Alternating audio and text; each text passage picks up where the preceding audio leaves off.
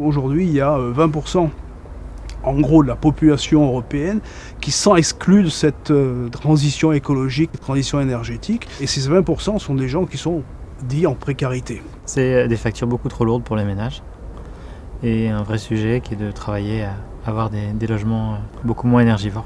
Si on nous demande tout de suite pour payer la facture par exemple, et qu'on ne peut pas payer la totalité, on ne peut pas faire à manger, on ne peut pas faire la lessive, on ne peut rien faire. Comme il y a 12 millions de précaires énergétiques, je pense qu'il y a 12 millions de définitions de la précarité énergétique.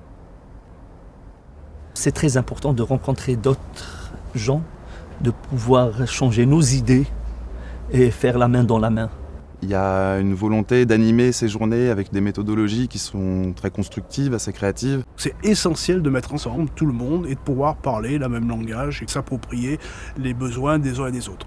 Pour moi, c'est un petit peu prendre de la hauteur, se réintéresser au cœur du sujet, discuter avec des personnes que j'ai pas l'habitude nécessairement de rencontrer tous les jours. C'est super parce que ça permet aussi de rencontrer d'autres personnes dans une même situation vécue, ou aussi des rencontres avec des professionnels qui sont quand même sensibles aux difficultés des personnes en précarité ou de pauvreté.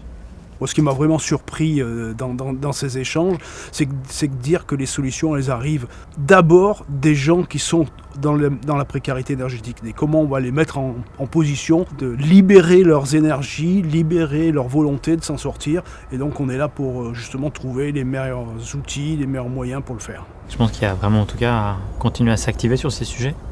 Le combat est loin de gagner, mais en tout cas, il y a beaucoup de travail à faire. Faire des économies d'énergie, c'est l'avenir. Voilà. Et donc c'est effectivement parce qu'on met en musique les énergies les uns des autres qu'on va arriver à faire bouger les lignes, donc accélérons.